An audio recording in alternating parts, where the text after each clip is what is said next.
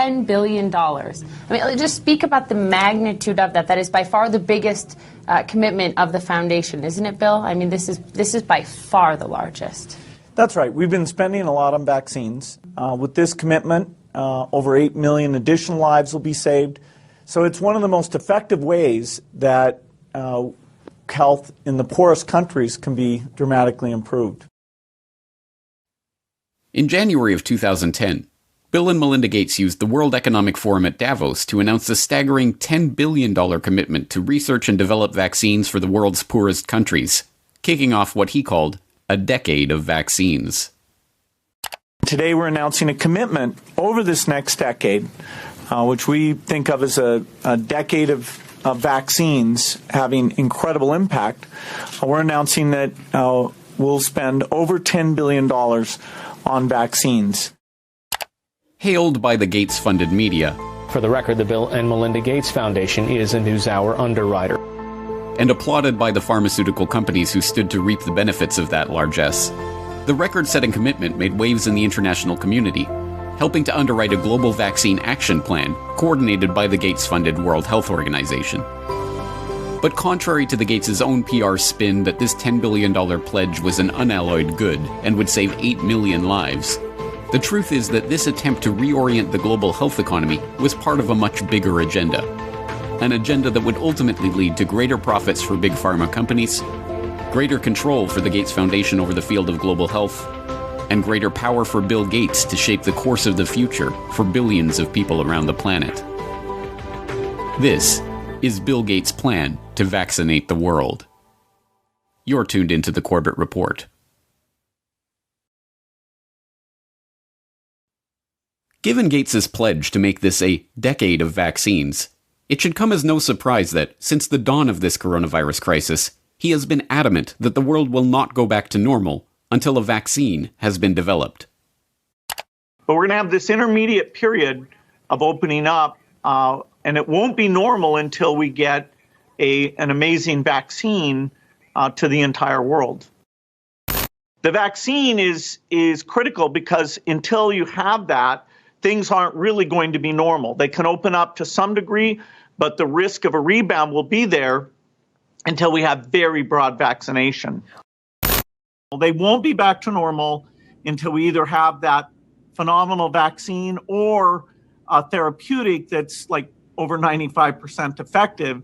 And so we have to assume that's going to be almost 18 months from now.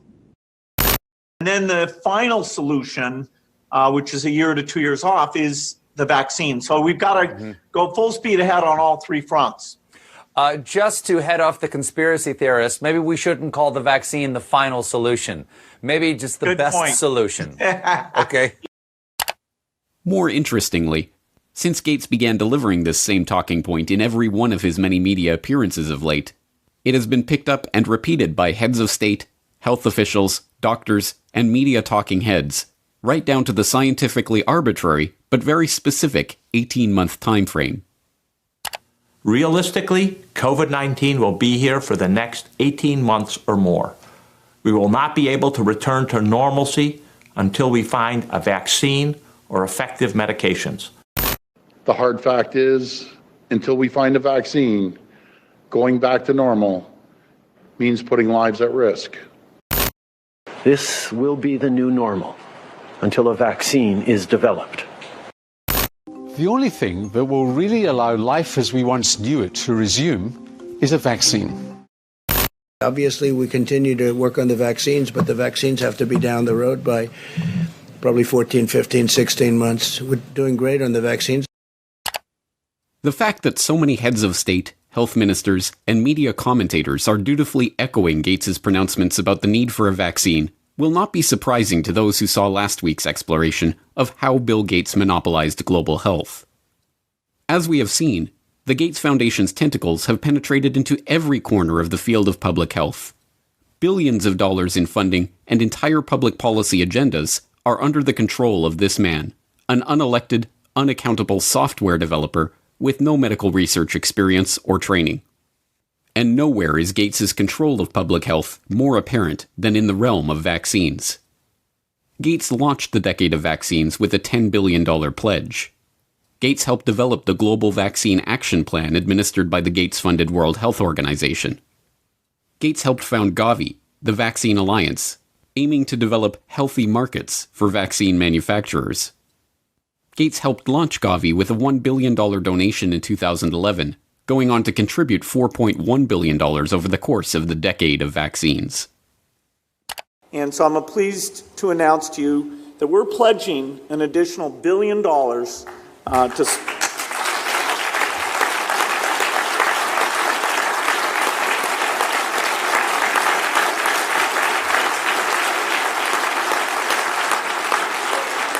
Thank you.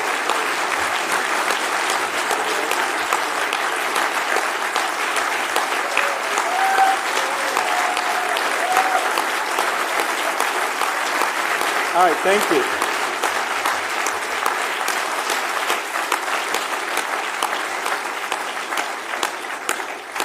It's not every day we give away $1 billion. One of the Gates Foundation's core funding areas is vaccine development and surveillance, which has resulted in the channeling of billions of dollars into vaccine development, a seat at the table to develop vaccination campaigns in countries around the globe, and the opportunity to shape public thinking about Bill Gates' pet project of the past 5 years, preparing rapid development and deployment of vaccines in the event of a globally spreading pandemic. If anything kills over 10 million people in the next few decades, it's most likely to be a highly infectious virus. Whether it occurs by the quirk of nature or at the hand of a terrorist, epidemiologists show through their models that a respiratory spread pathogen would kill more than 30 million people in less than a year. And there is a reasonable probability of that taking place in the years ahead. Many high-profile personalities have been gathering at this year's World Economic Forum in Davos, which aims to discuss and deal with the globe's most pressing issues. Amongst them is the Microsoft founder Bill Gates. His foundation is investing millions in the Coalition for Epidemic Preparedness Innovations to help combat infectious diseases. Here's some of what he had to say about his push to develop new vaccines. Unfortunately, it takes many years to do a completely new vaccine. The design, the safety reviews, costs, the manufacturing, all those things mean that an epidemic can be very widespread before that tool would come along. And so after Ebola, the global health community talked a lot about this, including a new type of vaccine platform called DNA-RNA that should speed things along. And so this Coalition for Epidemic Preparedness Initiative, CEPI, is 3 countries, Japan, Norway, Germany, and 2 foundations. Wellcome Trust, who we work with on a lot of things, and our foundation, Gates Foundation, coming together to fund actually trying to use that platform and make some vaccines, and so that would help us in the future. We know vaccines can protect us. We just need to be better prepared. So let's come together. Let's research and invest. Let's save lives. Let's outsmart epidemics.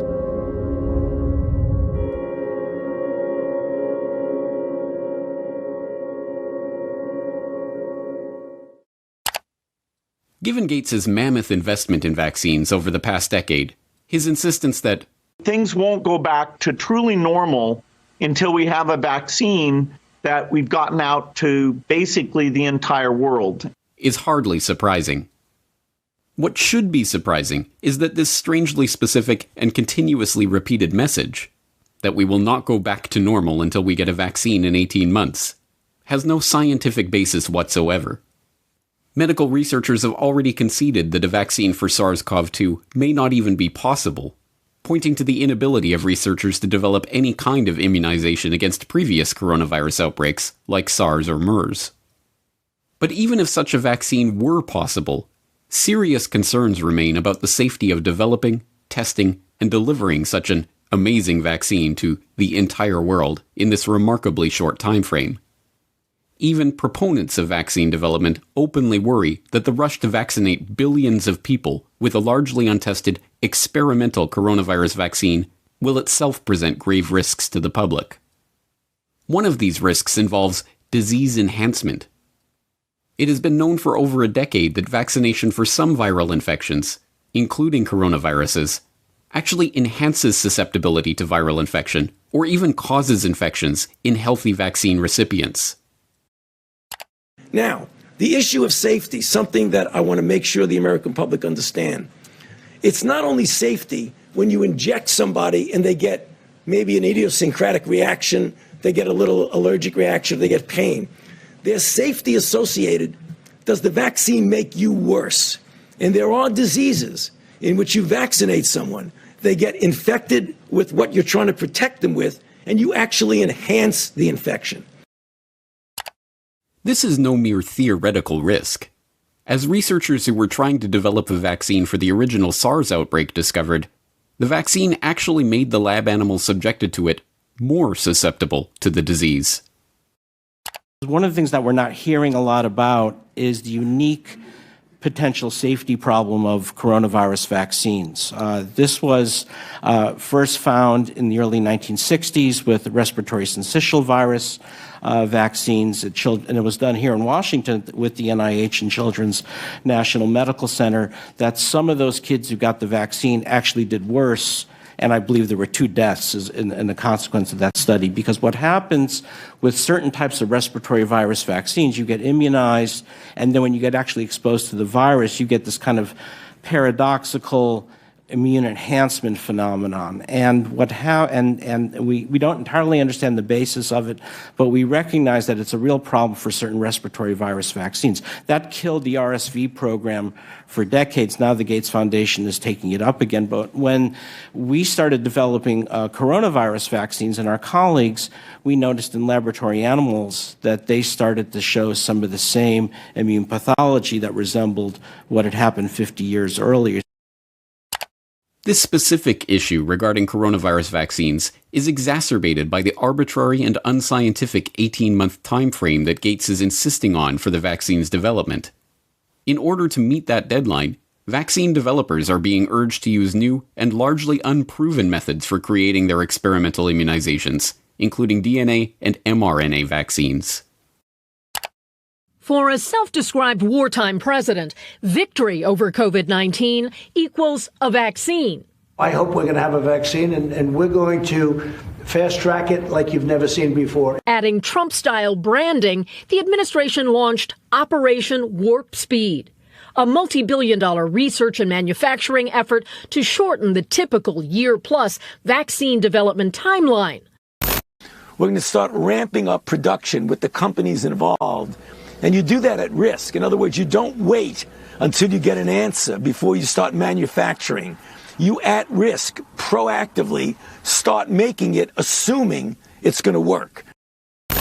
You're thinking 18 months, even with all the work that you've already done to this point and the planning that you are taking with lots of different potential vaccinations and building up for that now? Yeah, so there's an approach called RNA vaccine that people like Moderna, CureVac, and others are using, that in 2015 we'd identified that as very promising for pandemics and for other applications as well. And so if everything goes perfectly with the RNA approach, we could actually beat the 18 months. We don't want to create unrealistic expectations. So the concept of an RNA vaccine is, let's inject the RNA molecule that encodes for the spike protein. It's making your cell do the work of creating this viral protein that is going to be recognized by your immune system and trigger the development of these antibodies. Our bodies won't make a full-fledged infectious virus, they'll just make a little piece and then learn to recognize it and then get ready to destroy the virus if it then later comes and invades us. It's a relatively new, unproven technology, and there's still no example of an RNA vaccine that's been deployed worldwide in the way that we need for the coronavirus. There's the possibility for unforeseen adverse effects. So this is all new territory. Whether it would elicit protective immune response against this virus is just unknown right now. Rushing at warp speed to develop a new vaccine using experimental technology and then mass-producing and delivering billions of doses to be injected into basically the entire world before adequate testing is even done amounts to one of the most dangerous experiments in the history of the world, one that could alter the lives of untold numbers of people. That an experimental vaccine, developed in a brand new way and rushed through with a special shortened testing regime, should be given to adults, children, pregnant women, newborn babies, and the elderly alike, would be, in any other situation, unthinkable. To suggest that such a vaccine should be given to the entire planet would have been called lunacy mere months ago. But now the public is being asked to accept this premise without question. Even Gates himself acknowledges the inherent risks of such a project, but his concern is not for the lives that will be irrevocably altered in the event that the vaccines cause damage to the population. Instead, he is more concerned that the pharmaceutical companies and the researchers are given legal immunity for any such damage. If we have, 1 in 10,000 side effects, that's, way more, 700,000, people who will suffer from that. So really understanding the safety at gigantic scale across all age ranges, pregnant, male, female, undernourished, existing comorbidities, it's very, very hard. And that actual decision of, okay, let's go and give this vaccine to the entire world, governments will have to be involved because there will be some risk and indemnification needed before that can be decided on. As we have already seen, in the arena of global health, what Bill Gates wants is what the world gets. So it should be no surprise that immunity for the Big Pharma vaccine manufacturers and the vaccination program planners is already being worked on.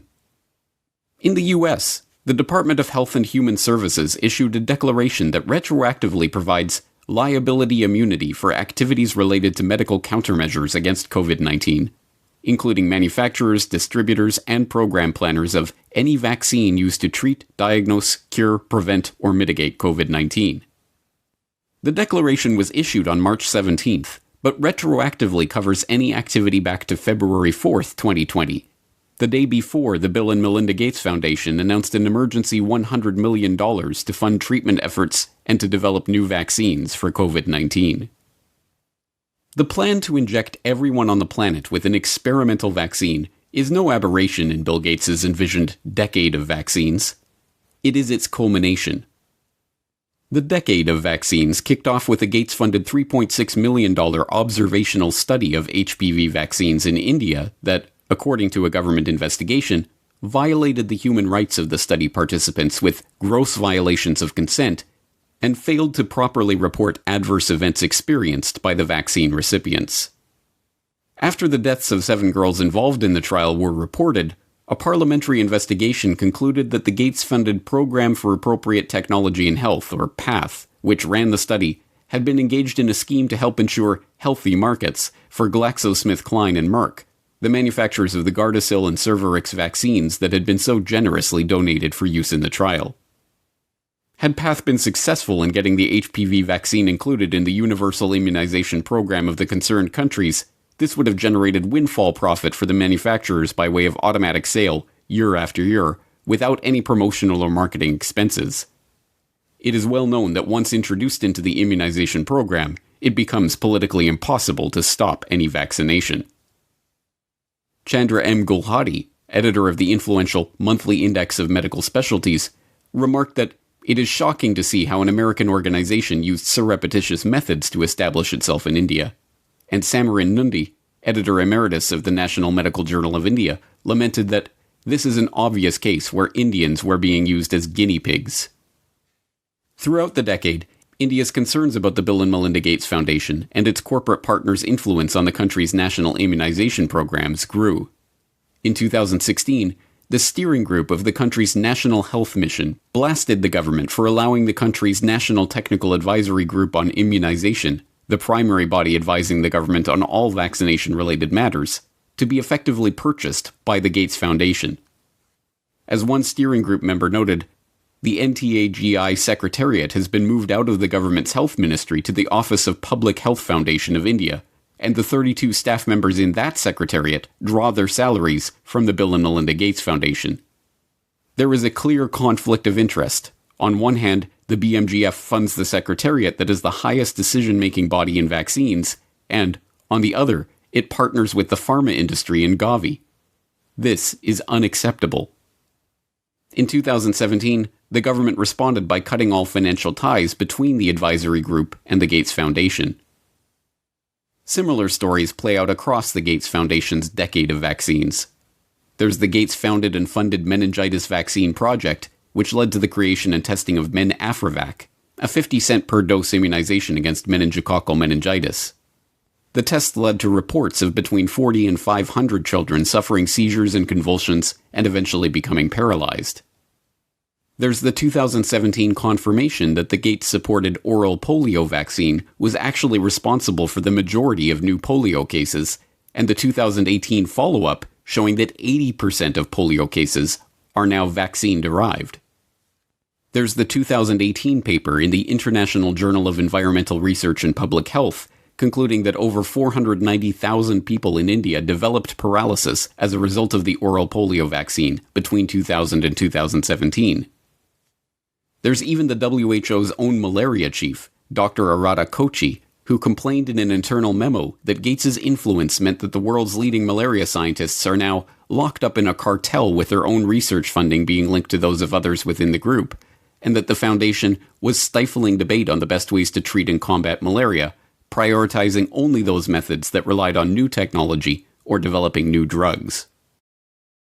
Kochi's complaint, written in 2008, highlights the most common criticism of the global health web that Gates has spun in the past 2 decades. That the public health industry has become a racket run by and for Big Pharma and its partners for the benefit of big business. At the time that Kochi was writing his memo, the executive director of the Gates Foundation's Global Health Program was Tachi Yamada. Yamada left his position as chairman of research and development at GlaxoSmithKline to take up the position at the Gates Foundation in 2006, and left the foundation 5 years later to become chief medical and scientific officer at Takeda Pharmaceuticals. Yamada's replacement as head of Gates's Global Health Program, Trevor Mundell, was himself a clinical researcher at Pfizer and Park Davis, and spent time as head of development with Novartis before joining the foundation. This use of foundation funds to set public policy to drive up corporate profits is not a secret conspiracy. It is a perfectly open one. When the Center for Global Development formed a working group to develop a practical approach to the vaccine challenge, they concluded that the best way to incentivize pharmaceutical companies to produce more vaccines for the Third World was for governments to promise to buy vaccines before they were even developed. They titled their report, Making Markets for Vaccines. The project, Making Markets for Vaccines, was really designed to address a problem that's existed for a long time, which is insufficient research and development budgets as well as investment capacity in vaccine development and production for the Third World. How do you create better incentives to get the pharma community, the vaccine community, to produce products that are specifically dedicated for the developing world? Michael Kremer, a professor at Harvard, had been thinking about this problem for many years. He realized that if the rich countries of the world were to make a promise that they would buy a malaria vaccine if somebody produced it, that would give an incentive to the pharmaceutical industry to go and do the research and development needed to make one. But this idea was unfamiliar. No government had made a commitment to buy a product that didn't already exist. When the first such advanced market commitment was made in 2007, a $1.5 billion promise to buy yet-to-be-produced vaccines from big pharma manufacturers, there was the Gates Foundation as the only non-nation sponsor. The Gates-founded Gavi Vaccine Alliance is an open partnership between the Gates Foundation, the World Health Organization, the World Bank, and vaccine manufacturers. Their stated goal includes introducing new vaccines into the routine schedules of national immunization programs, and to engage in market-shaping efforts to ensure healthy markets for vaccines and other immunization products. If introducing new vaccines and ensuring healthy markets for them was the aim of Gates's decade of vaccines, there can be no doubt that COVID-19 has seen that goal realized in spectacular fashion. Let's start the pledging. The EU kicked off its fundraising drive with €1 billion. In the hours that followed, pledges were beamed in from across the globe. The Kingdom of Saudi Arabia has pledged $500 million. Even pop icon Madonna made a last-minute donation of €1 million.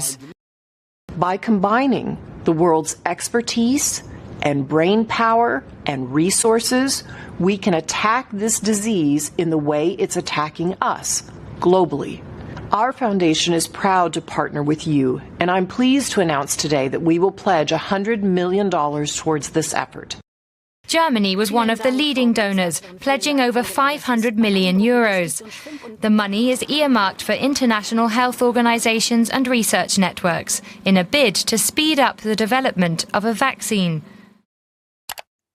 And there, at the center of this web, is the Gates Foundation, connected to every major organization, research institution, international alliance, and vaccine manufacturer involved in the current crisis. Certainly, the Gates, like the Rockefellers, have profited from their years as the most generous people on the planet. As curious as it might seem to those who don't understand the true nature of this monopoly cartel, despite all of these grants and pledges, commitments of tens of billions of dollars, Bill Gates' personal net worth has actually doubled during this decade of vaccines, from $50 billion to over $100 billion. But once again, we come back to the question, who is Bill Gates? Is he motivated simply by money? Is this incessant drive to vaccinate the entire population of the planet merely the result of greed? Or is there something else driving this agenda? As we shall see next time, money is not the end goal of Gates's philanthropic activities. Money is just the tool that he is using to purchase what he really wants. Control. Control not just of the health industry, but control of the human population itself.